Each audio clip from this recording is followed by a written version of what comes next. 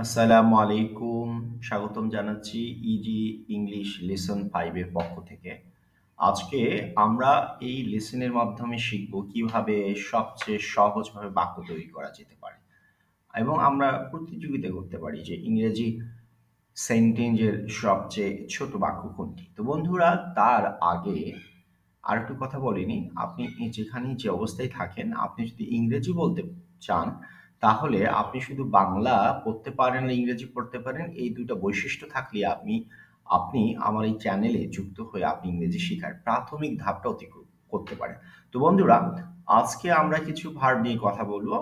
এই ভার্বগুলোর নমুনা স্বরূপ আমি মাত্র ৩ টা ভার্ব ৪ টা ভার্ব দিয়ে আপনাদের দেখিয়ে দিচ্ছি। আপনারা প্রত্যেকটা ভার্ব এভাবে জানবেন ৩ টা রূপ এবং সেগুলো কিন্তু আসলে আমাদের বাক্য গঠনের ক্ষেত্রে অবদান রাখবে। তো আজকে আমি এখানে ৩ টা দিলেও ডেসক্রিপশন বক্সের মধ্যে আমি কিছু ভার্ব ঢুকাই রাখবো। সেটি আপনারা দেখে আরো শিখতে পারবেন এবং আশেপাশ থেকে শেখার চেষ্টা করুন। তো বন্ধুরা, এতক্ষণ যে কথাটি বলছিলাম যে ইংরেজি বাক্যের সবচেয়ে ছোট ভার্ব কোনটি? এটি অনেক বিতর্ক তৈরি করতে পারে। তো আমরা যাই হোক, আমরা যদি এভাবে একটা ভার্ব বসাই যে ইট, তার সাথে এই যে ছবি রয়েছে ম্যাঙ্গো, গ্রিন ম্যাঙ্গো।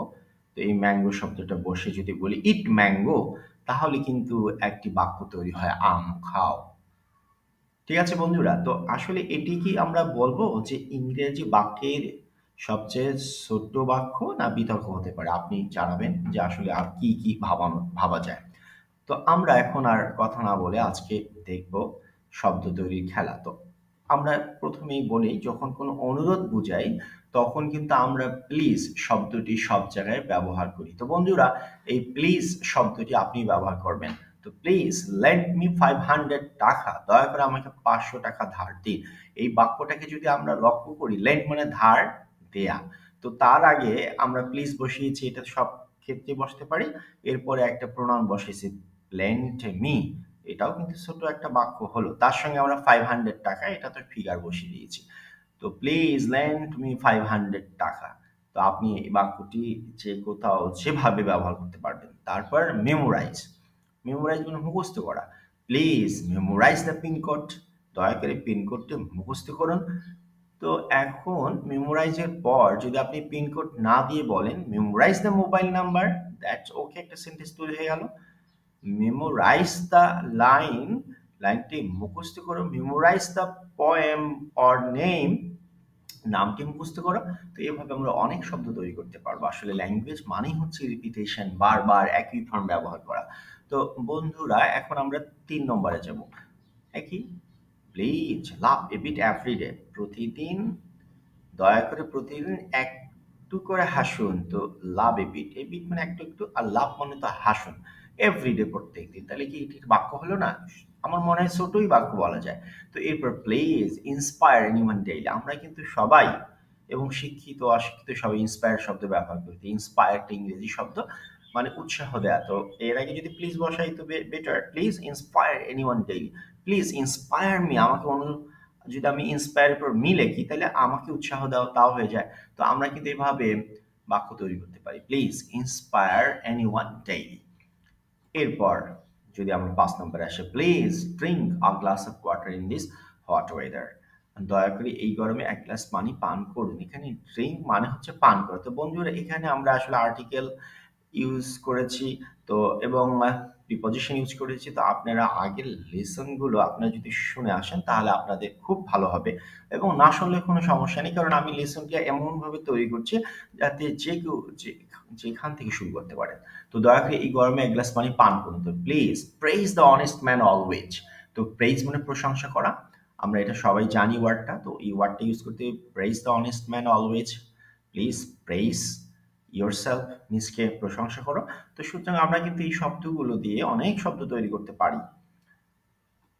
এবার আমরা একটু উল্টা পর্ব, অর্থাৎ এতক্ষণ তো আমরা হাবাচক বাক্য তৈরি করলাম। এখন নাবাচক বাক্য যদি তৈরি করতে যাই তাহলে তার আগে কি শব্দ বসাবো? হ্যাঁ, এই ডন্ট অথবা ডু নট, এইটাই যদি আমরা বসাই প্লিজের পর, তাহলে এটি একটা চমৎকার বাক্য তৈরি হয়ে যায়। Please don't remember the bad time, দয়া করে খারাপ সময়কে মনে রেখো না বা রাখবেন না। ওকে?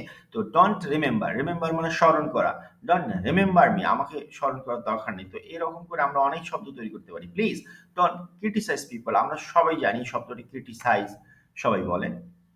তো প্লিজ ডোন্ট ক্রিটিসাইজ পিপল। দয়া করে মানুষকে সমালোচনা করো না বা করবেন না। তো বন্ধুরা, আমরা ৮টা বাক্য তৈরি করলাম। এবার আমরা যদি নবম বাক্যে যাই, আমরা সবাই বলি যে আমাকে ইনসাল্ট করিস না, হ্যাঁ? তো ইনসাল্ট মানে অপমান করা। Please don't insult your friend. দয়া করে নিজের বন্ধুকে অপমান করো না। তো ইনসাল্ট, আবার এখানে বলে don't insult him, don't insult me. Okay, আমরা এখানে সিচুয়েশন অনুযায়ী শব্দটি ব্যবহার করবো। Please don't insult your friend. তো ইনসাল্ট মানে অপমান করা। Please don't tear off the pages. দয়া করে পাতাটি ছেড়ে ফেলো না বা ফেলবেন না। Please don't tear off the pages. তো এই টিয়ার অফ মানে ছেড়ে ফেলা। তো আমরা এই শব্দগুলো কিন্তু সব জায়গায় ব্যবহার করতে পারি এবং এইগুলোকে কপি করে আরো অনেক শব্দ দিয়ে চেঞ্জ করে নিতে পারি। তো বন্ধুরা, please don't byte the chocolate. দয়া করে চকলেটে কামড় দিও না। বাইট মানে কামড় দেয়া। তারপর প্লিজ ডোন্ট সোয়ালো মানে গিলে খাওয়া। অনেক সময় হাড় নিয়ে গিলে খায় এবং হাড় আমাদের আটকে যায়। তো দয়া করে হাড় গিলে খেও না। প্লিজ ডোন্ট সোয়ালো এ বোন। Please don't swallow a bone. Please don't swallow a date. খেজুর গিলে খেলে খাও না। তো আমরা এই জন্য আশেপাশে শব্দগুলো জানার চেষ্টা করব। Please don't drink soft drink. দয়া করে সফট পানীয় পান করবেন না, পান করো না। কারণ যে অনেক সময় কিডনি বা অন্য কোনো জটিলতা হতে পারে দীর্ঘমেয়াদী। Please don't drink soft drink. তাহলে আমরা এই শব্দের ক্ষেত্রে শুধু ডন্ট ব্যবহার করলেই আমাদের বাজিমাত হয়ে যাচ্ছে। তো বন্ধুরা, আজকে আমরা এই অল্প সময়ের মধ্যে যতটুকু শিখলাম, এই পড়াগুলো আমরা বারবার শিখবো ধৈর্য সহকারে। তাহলে আমরা ল্যাঙ্গুয়েজের পথে হাঁটবো। এতক্ষণ ধৈর্য ধরে শোনার জন্য সবাইকে ধন্যবাদ জানাচ্ছি। আবার দেখা হবে সামনের লেসনে। আল্লাহ হাফেজ।